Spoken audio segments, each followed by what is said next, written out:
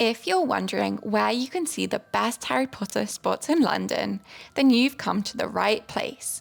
To start off this magical tour, I thought there would be no better place to begin than at the St Pancras and Renaissance Hotel.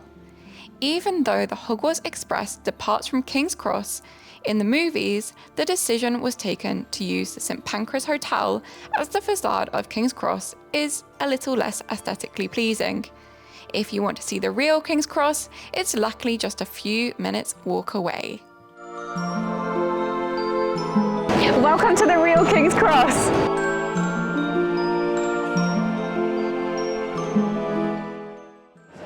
Now, behind me is the spot where you can queue to take a photo with the 9 3/4 sign. 9 and 10 are just behind me here. And it's worth noting that in the films they didn't use 9 and 10, they actually used 3 and 4.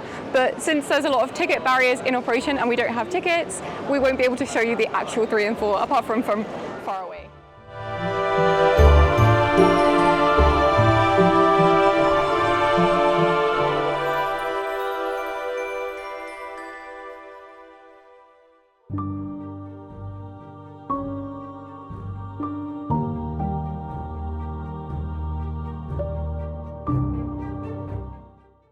So we've just walked from King's Cross, which is about a 10-minute walk away, and as you can probably tell from the audio, it's so much quieter and more secluded and calm here. This was used in the films as 12 Grimmauld Place. Now you'll have to imagine it because obviously I can't magic a building, but 23 to 29 Claremont Square was used for the filming location for Order of the Phoenix and beyond into the other films.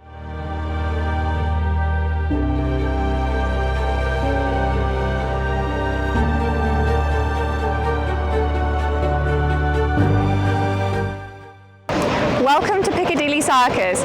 Now, this location doesn't actually feature in the books and is used in the movies when Harry, Ron and Hermione are escaping from the Death Eaters.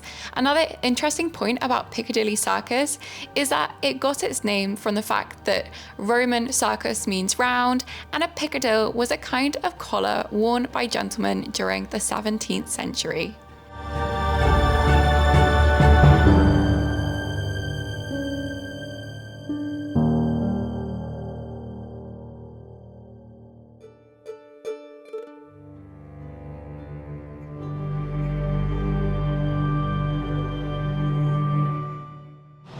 We are now on Charing Cross Road, and if you've read the books then you'll know that this is where the Leaky Cauldron is situated. Unfortunately it didn't feature in the films and they used Leadenhall Market instead, but we'll cover that later on in this video.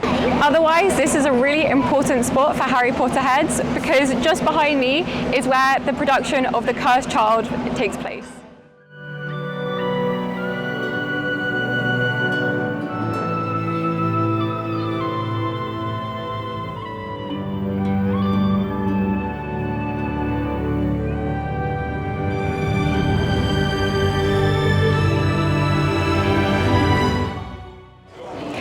And you might miss it. This is Goodwins Court, and while it wasn't featured in the movies or the books, many say that it was probably the inspiration for Diagon Alley. Now, if you follow me, you'll get to see the best part of the court. Let's go.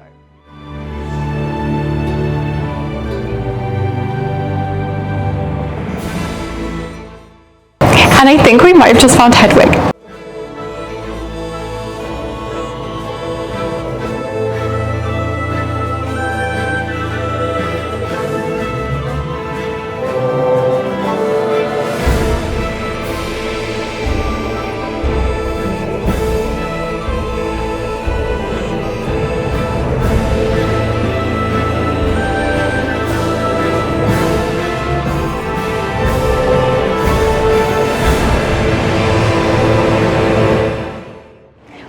Just across the street from Goodwins Court, and this is Cecil Court. It's often referred to as New Booksellers Row thanks to the number of bookshops, antique shops and other print vendors in the area. This, like Goodwins Court, has been referred to as inspiration for Diagon Alley because look at it.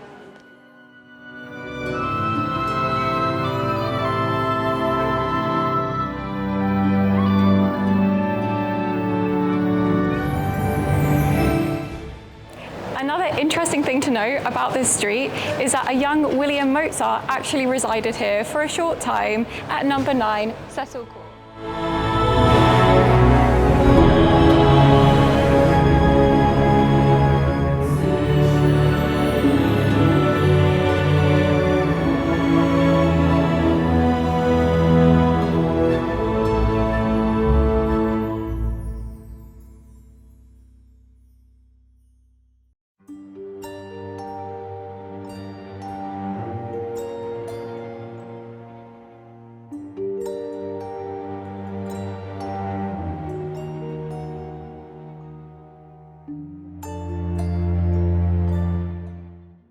Now, the next place I'm going to take you to is Scotland Place. You might recognise this from Harry Potter and the Order of the Phoenix when Harry goes with Arthur Weasley into the Ministry of Magic. In the movie, you'll see a red telephone box, and that's how they get into the ministry. Unfortunately, there's no telephone box there in real life, but the area is pretty nice nonetheless.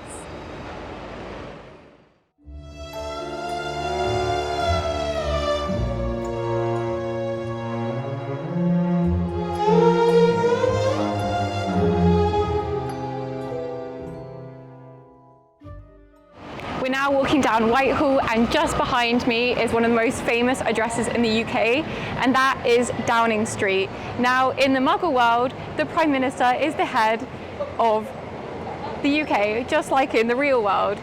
And a few times in the books and the films, Downing Street is mentioned. Now, even if you're not a Harry Potter fan, it's well worth seeing.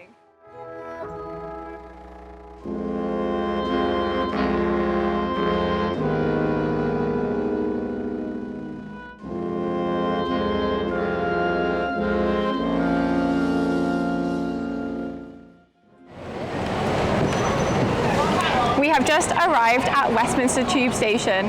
Now, in Harry Potter, Arthur and Harry take the tube, and Arthur unfortunately struggles a bit with using the Oyster card system.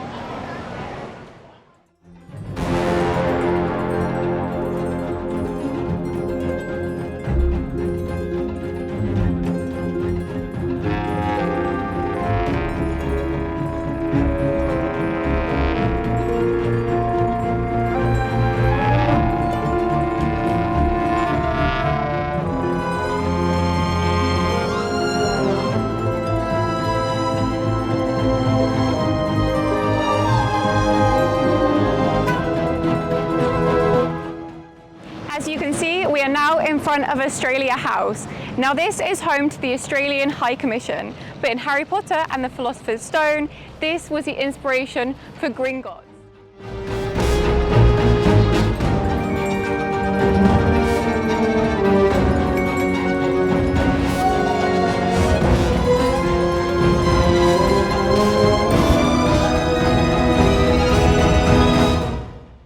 Now, just behind me is the iconic Millennium Bridge.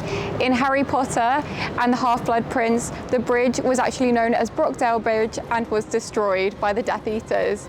Luckily, we can still see it today.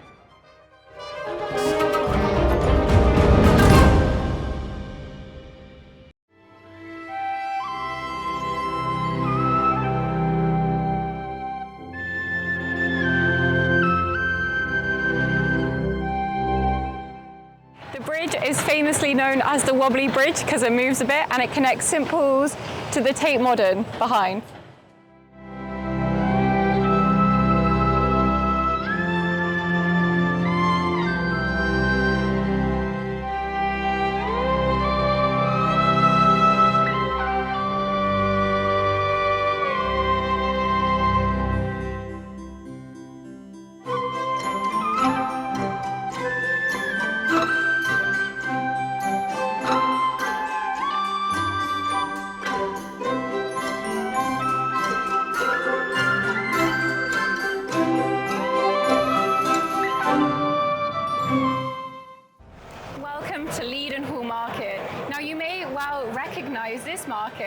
as it featured in Harry Potter and the Philosopher's Stone, the film, when Harry and Hagrid visit the Leaky Cauldron. But what's most interesting about this Victorian-built passage is that there has been a covered market on site here since the 1300s. And not only that, if we go further back in history, then during Roman times, a basilica was on the site, as this was in the very heart of Roman London, in what was then known as Londinium.